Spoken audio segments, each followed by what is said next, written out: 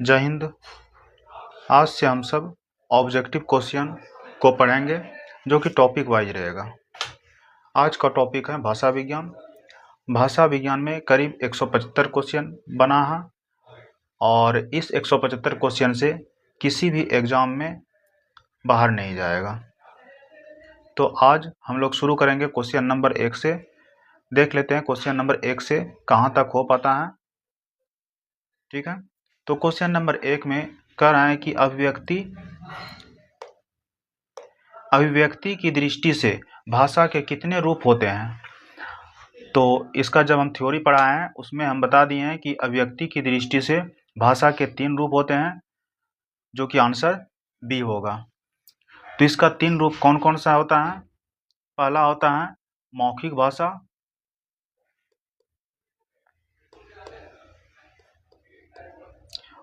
भाषा, और दूसरे नंबर पे होता है लिखित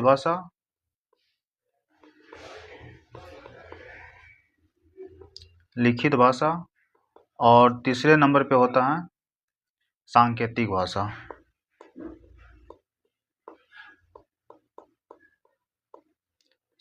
भाषा। ये 3 अभिव्यक्ति की दृष्टि से 3 भाषा होते हैं। ठीक है, मौखिक भाषा, लिखित भाषा और सांकेतिक भाषा।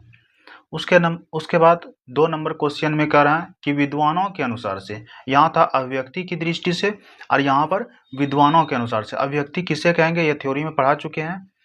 तो यहाँ पर विद्वानों के अनुसार से भाषा के कितने रूप होते हैं, तो विद्वानों के अनुसार से भाषा के 2 रूप होते हैं। तो इसका आंसर हो जाएगा ए। कितने रूप होते हैं, 2 रूप होते हैं। पहला मौखिक भाषा और दूसरा लिखित भाषा। तो ये 2 रूप होते हैं किनका, विद्वानों के अनुसार से भाषा के 2 रूप होते हैं। तो क्वेश्चन कोई भी पूछ सकता है। अगर अभिव्यक्ति की दृष्टि से अगर पूछ दे तो 3 कहेंगे, अगर विद्वानों के अनुसार से अगर बोल दे तो 2 कहेंगे। तो ज़्यादातर जो क्वेश्चन पूछा जाता है ये विद्वानों के अनुसार से ही पूछा जाता है कि विद्वानों के अनुसार से भाषा का कितना रूप है। तो वो 2 रूप हैं, मौखिक भाषा और लिखित भाषा। अब मौखिक भाषा की सबसे छोटी इकाई क्या होती है। ठीक है, मौखिक भाषा की सबसे छोटी इकाई जो होती है वो क्या होती है, तो ये ध्वनि होती है। तो आंसर सी हो जाएगा कि मौखिक भाषा की सबसे छोटी इकाई को ध्वनि को कहते हैं।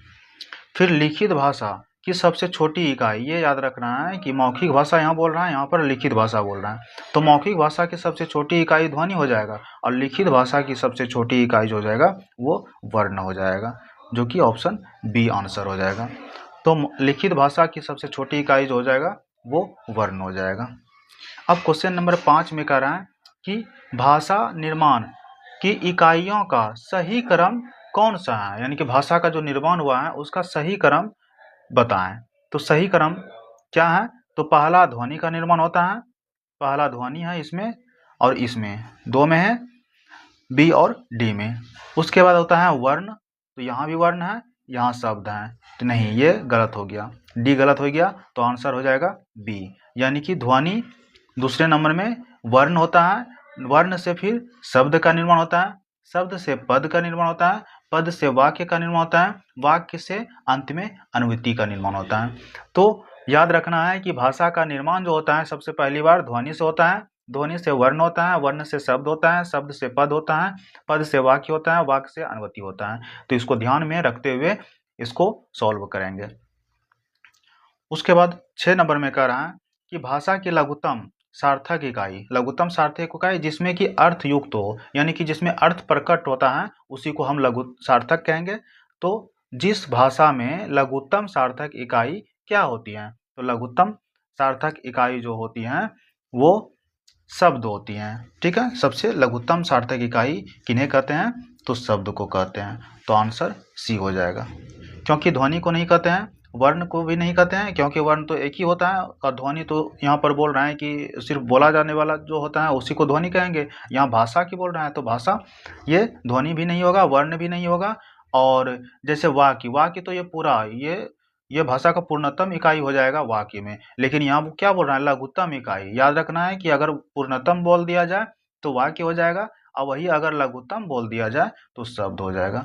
तो आंसर सी हो जाएगा।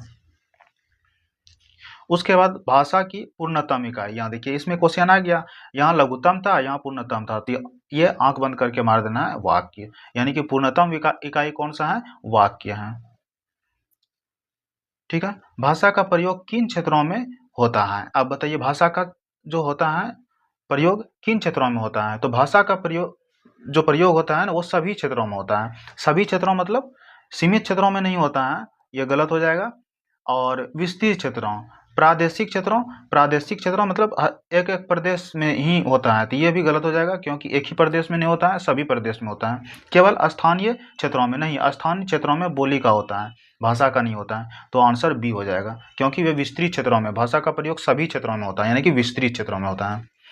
फिर भाषा का रूप कैसा होता है, तो भाषा का रूप कैसा होता है, तो ये भाषा का रूप परिनिश्चित होता है।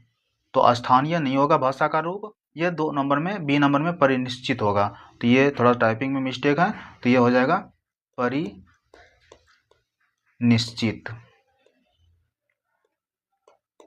ठीक है, परिनिश्चित।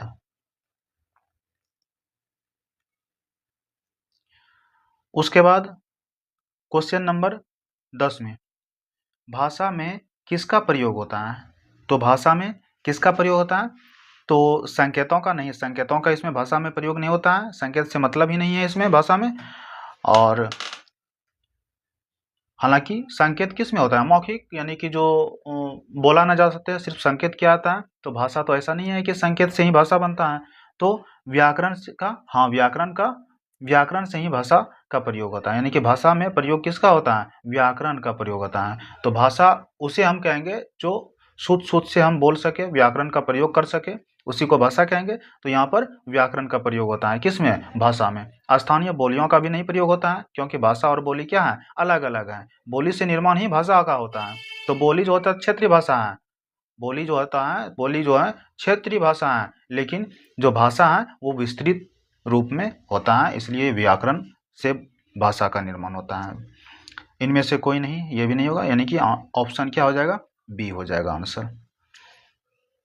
अब देखिए भाषा निर्माण की इकाइयों का क्रम स्मरण है, तो यानी कि याद करने हैं, तो यहाँ ट्रिक के माध्यम, ट्रिक क्या है, इसको हम क्रम के अनुसार से सजा दिए हैं।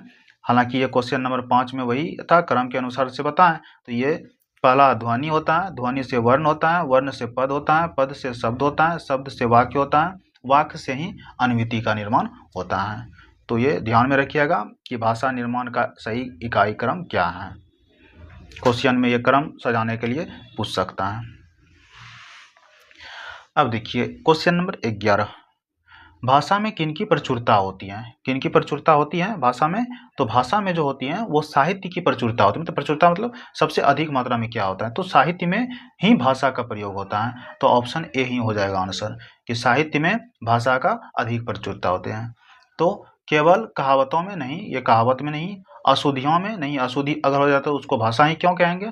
फिर सीमित शब्दों में नहीं, सीमित शब्दों का भी भाषा में प्रयोग नहीं होता, सीमित शब्दों में तो नहीं होता ही नहीं है, भाषा में तो बहुत सारा शब्द उसमें प्रयोग होता है। तो साहित्य की जो है प्रचुरता होती है भाषा में। उसके बाद क्वेश्चन नंबर 12 क्या कर रहे हैं कि भाषा को लिखने के लिए किसका प्रयोग होता है या किसका प्रयोग किया जाता है। तो भाषा को लिखने के लिए किसका प्रयोग किया जाता है, तो ध्वनि का नहीं, ध्वनि तो बोल करके क्या आता है। और फिर लिपि का, हाँ लिपि में ही, लिपि का प्रयोग होता है किसमें, भाषा में। भाषा को लिखने के लिए किसका प्रयोग होता है, लिपि का प्रयोग होता है, साहित्य का नहीं, साहित्य में तो प्रचुरता होती है। और फिर व्याकरण का, तो व्याकरण तो इसमें रहता ही है, लेकिन यहाँ लिखने का प्रयोग होता है, प्रयोग किनका होता है, लिपि का होता है। व्याकरण तो भाषा में होता ही है, लेकिन प्रयोग किनका होता है, लिखने के लिए बोल रहा है। तो यहाँ व्याकरण तो लिखने के लिए नहीं है, सिर्फ बोल क्या रहा है, यहाँ एक वर्ड आ गया लिखने के लिए, तो लिखने के लिए आ गया तो ये भी कट गया। व्याकरण तो होता है भाषा में, लेकिन लिखने, साहित्य भी कट गया क्योंकि यहाँ लिखने की बात हो रही है, तो यहाँ लिखने का बात हो रही है। फिर क्या हो रहा है यहाँ पर, लिपि का, यानी कि लिपि की ही प्रयोग होती है किसमें, भाषा में। भाषा को लिखने के लिए किनकी प्रयोग होती है, लिपि की प्रयोग होती है। अब बोली, उपभाषा और भाषा, अब किनका क्वेश्चन, किस टॉपिक का क्वेश्चन है? बोली का, उपभाषा का और भाषा का। अभी तक में जो पढ़ रहे थे ये कैसे कैसे ध्वनि का निर्माण होता है, वर्ण का निर्माण होता है, शब्द का निर्माण होता है, वो सब पढ़े। अब जो पढ़ेंगे बोली, उपभाषा और भाषा का क्वेश्चन इसमें पढ़ना है। तो क्वेश्चन नंबर 13, बोली का प्रयोग किन क्षेत्रों में होता है? तो बोली का प्रयोग जो होता है एक ही क्षेत्र में होता है, सीमित क्षेत्रों में। ठीक है, सीमित क्षेत्रों में, विस्तृत क्षेत्रों में नहीं होता है। विस्तृत क्षेत्रों में तो भाषा का प्रयोग होता है, अंतर्राष्ट्रीय क्षेत्रों में भी नहीं, संपूर्ण राष्ट्र में ये भी नहीं होगा, लेकिन ये सीमित क्षेत्रों में होगा। किनका प्रयोग? बोली का प्रयोग। सब क्षेत्र का अलग अलग बोली होता है, इसलिए यहाँ पर सीमित क्षेत्रों में होगा। बोली में किसका अभाव रहता है? तो बोली में किसका अभाव रहता है? शब्दों का नहीं, शब्द तो इसमें बोली में रहता ही है, तो अभाव बोल रहा है। ठीक है, विचारों का नहीं, बोली में विचार तो रहता ही है। स्थानीयता का नहीं, स्थानीय तो रहता ही है। तो साहित्य का अभाव होता है, तो ऑप्शन बी आंसर हो जाएगा। यानी कि बोली से साहित्य की रचना नहीं की जा सकती है, तो आंसर बी हो जाएगा। फिर बोली का प्रयोग स्थानीय स्तर पर किनके द्वारा किया जाता है? तो बोली का प्रयोग जो स्थानीय स्तर पर जो किया जाता है वहाँ के लोगों के द्वारा किया जाता है। तो लोगों के द्वारा यानी कि विद्वानों के द्वारा नहीं, विद्वानों के द्वारा बोली का प्रयोग नहीं होता है। लोगों के द्वारा, लोग यानी कि जन, जन मतलब लोग होता है, तो जन सामान्य द्वारा, तो ऑप्शन बी आंसर हो जाएगा। फिर कवियों द्वारा नहीं, शासकों द्वारा, ये भी नहीं हो जाएगा। तो यानी कि जन सामान्य द्वारा क्या बोली का स्थानीय स्तर पर प्रयोग होता है। अब गंगा नदी के आधार पर बिहार में बोले जाने वाले बोलियां कितनी हैं? देखिए, गंगा नदी के आधार पर बिहार में बोले जाने वाले बोलियां कितना है? हालांकि बिहारी हिंदी में 3 बोलियां आती हैं। बिहारी हिंदी अगर बोल दिया जाए कि बिहारी में कितनी बोलियां हैं, तो 3 हैं। लेकिन यहाँ पूछा क्या है? गंगा नदी के आधार पर बिहार में बोले जाने वाली कितनी बोलियां हैं? तो गंगा नदी के आधार पर बिहार में बोले जाने वाली जो बोलियां हैं वो 5 हैं। ठीक है, 5 भागों में बांटा गया है बोलियों को। किन आधार पर, किनके आधार पर? गंगा नदी के आधार पर। तो वो कौन कौन सा है? एक नंबर में आता है कौन सा? वजिका, जो कि उत्तरी क्षेत्र में है, वैशाली, तो वैशाली में वजिका बोले जाते हैं। तो यहाँ पर एक नंबर पे वजिका बोली आएगी। और फिर मैथिली, क्योंकि दक्षिणी क्षेत्र में मिथिला है, इसलिए वहाँ पर मैथिली बोली जाती है। उसके बाद 3 नंबर पे मगही, यानी कि उत्तरी पूर्वी क्षेत्र में मगही, मगध है, इसलिए मगही बोले जाते हैं। फिर 4 नंबर में अंगिका आता है, क्योंकि दक्षिणी क्षेत्र में कौन सा? दक्षिणी पूर्वी क्षेत्र में जो बोलते हैं अंग क्षेत्र है, तो अंग क्षेत्र में कौन सी बोली है? कौन सी बोली जाती है? अंगिका बोली जाती है। ठीक है, उसके बाद 4 बोली हो गया। अब 5वां नंबर में भोजपुरी होता है। तो भोजपुरी जो बोले जाते हैं वो उत्तरी पश्चिमी क्षेत्र में और दक्षिणी पूर्वी क्षेत्र में, दोनों जगह में कौन सा बोली बोले जाते हैं? भोजपुरी बोले जाते हैं। तो ये 5 बोली जो है गंगा नदी के आधार पर जो बांटा गया है, इसको याद रखना है। ठीक है, अब क्वेश्चन नंबर 17। क्वेश्चन नंबर 17 में क्या कह रहा है कि बोली एवं भाषा के मध्यवर्ती मतलब कि बीच की अवस्था को कौन सी भाषा कहते हैं? ठीक है, बोली एवं भाषा के मध्यवर्ती यानी कि बीच की अवस्था को कौन सी भाषा कहते हैं? तो इसको जो परिनिष्ठित भाषा नहीं, इसको उपभाषा या विभाषा कहते हैं। याद रखिएगा कि बोली और भाषा के मध्य वाला जो भाषा है उसको उपभाषा और विभाषा कहते हैं। सांकेतिक भी नहीं कहते हैं, राष्ट्रभाषा भी नहीं कहते हैं। तो कौन सा कहते हैं? बी आंसर हो जाएगा। उपभाषा या विभाषा, दोनों का एक ही नाम है, उपभाषा या विभाषा कहते हैं दोनों के मध्य में बोली को। हिंदी भाषा में उपभाषा की संख्या कितनी होती है? ठीक है, याद रखना है कि हिंदी भाषा में उपभाषा की संख्या जो होती है वो 5 होती हैं। ठीक है, 5 होती हैं। तो 5 इसमें आएगा नहीं लिखने के लिए, बहुत सारा इसमें 5 बड़ा होता है, जिसके कारण लिख नहीं पाएंगे, तो हम सिर्फ बोल देते हैं, आप लोग नोट कर लीजिएगा। जैसे 1 नंबर में होता है बिहारी हिंदी, जो कि बिहार में बोलते हैं। 5 भाषा उपभाषा है। ठीक है, हिंदी भाषा में कितना उपभाषा है? 5 उपभाषा है। तो 5 उपभाषा में से बिहारी हिंदी, पहला नंबर पे बिहारी हिंदी जो कि बिहार में बोले जाते हैं। फिर दूसरे नंबर पे पूर्वी हिंदी जो कि पूर्वी उत्तर प्रदेश में बोले जाते हैं। फिर 3 नंबर पे पश्चिमी हिंदी, पश्चिमी उत्तर प्रदेश में बोले जाते हैं। फिर 4 नंबर पे राजस्थानी हिंदी, जो कि राजस्थान में बोले जाते हैं। और पहाड़ी हिंदी, जो कि पहाड़ी क्षेत्र में बोले जाते हैं। तो ये जो होता है उपभाषा की संख्या कितनी होती हैं, वो 5 होती हैं। 5 उपभाषा के अंतर्गत जो आगे होता है वो उनके अंतर्गत बोलियां आती हैं, जो कि 18 बोलियां उसमें आती हैं।